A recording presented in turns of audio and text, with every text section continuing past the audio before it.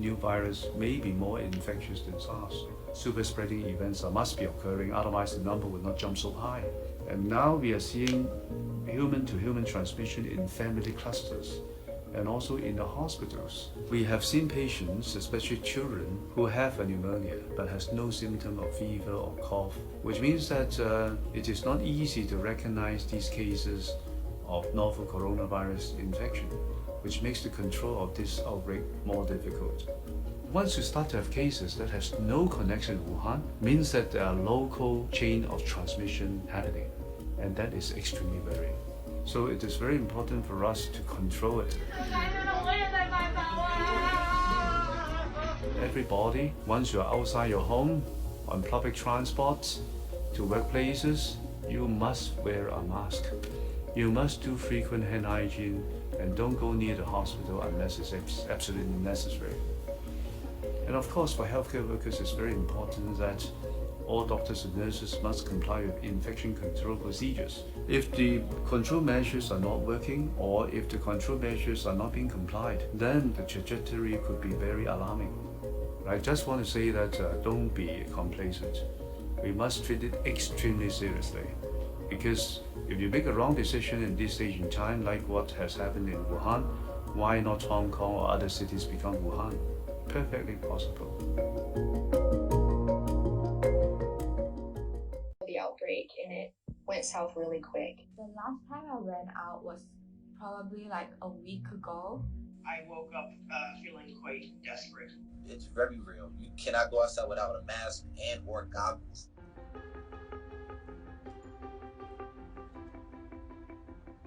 It's a ghost town. There's 24 million people in Shanghai and there's no one on the street. It's kind of spooky. There's no transportation, no trains, no subways, no planes. Military is blocking off each and every aspect of the road. You think to yourself, like, is this real? Is this a movie? Is this a nightmare? What's going on here? There's 24 million people in Shanghai, and I'm walking in the middle of the street. That can't be good. You went from just being, encouraged not to go outside and not to go to like crowded places to do not go outside. It's very scary. Who has ever been in a quarantine shut down with 11 million people before? We don't know what's actually going on. We are not really sure if they're reporting the truth or like if they're underreporting the actual numbers. They shut down our campus. We almost felt as though they didn't realize that we're still living on it. The cafeterias on campus are closed, so we started realizing, well, we need food.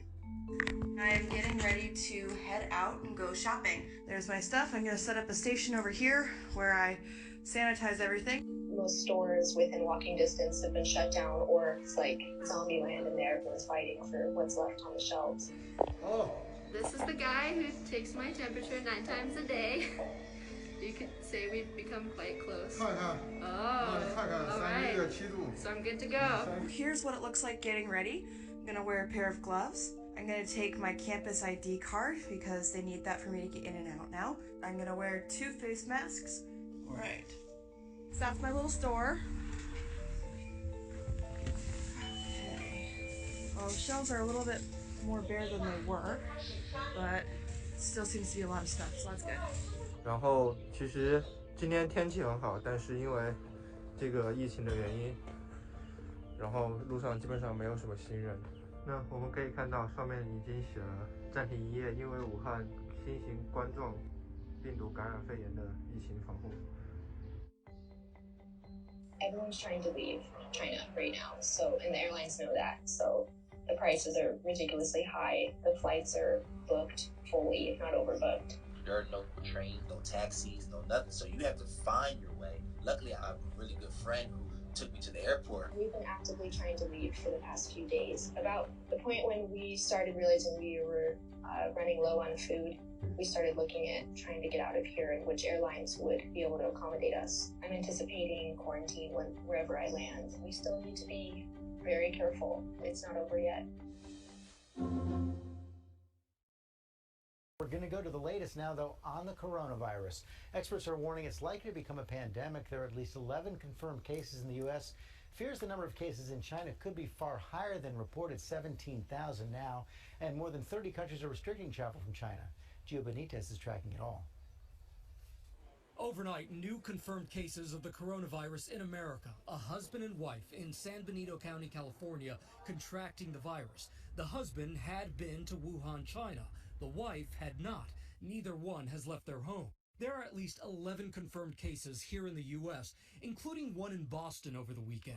A student in his 20s at the University of Massachusetts who returned from Wuhan just days ago. There is no fear right now of coronavirus as far as spreading to the city of Boston or, to my knowledge, the Commonwealth of Massachusetts, and we just want people to understand that. And now this morning, ABC News learning U.S. officials are scheduling another evacuation flight to get more Americans out of China. We have a handful more flights that will be heading to China to bring Americans back home from Hubei province. We anticipate that they will happen in the next handful of days. Officials saying for now, non-U.S. citizens who have recently been in China will not be permitted to fly into the United States. I'm on my way to the store. American Justin Steese gave us a tour of a desolate Wuhan where he lives with his wife and newborn son.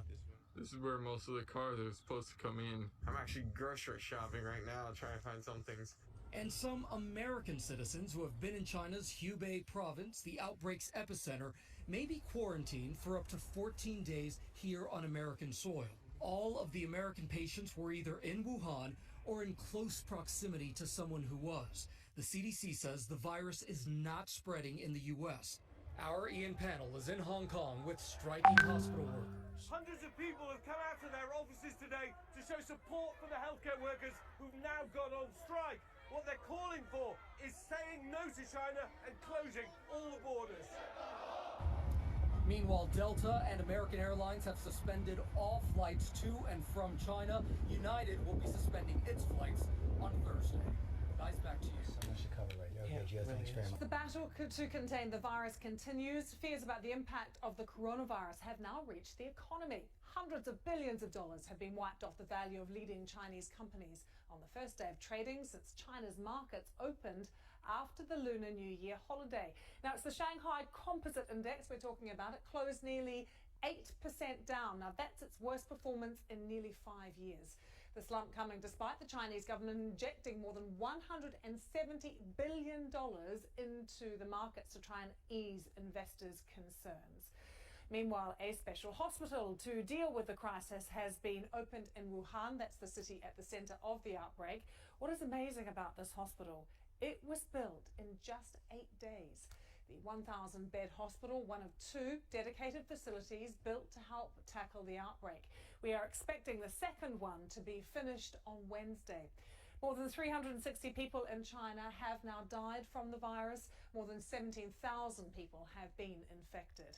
And in Hong Kong, medical workers have been striking to demand the closure of the border with mainland China. There are real fears of the virus spreading into the territory. And in the last few minutes, we've been keeping an eye on a press conference from Hong Kong's Chief Executive Carrie Lam. She has now said that 10 border crossings out of 13 with the mainland will be suspended.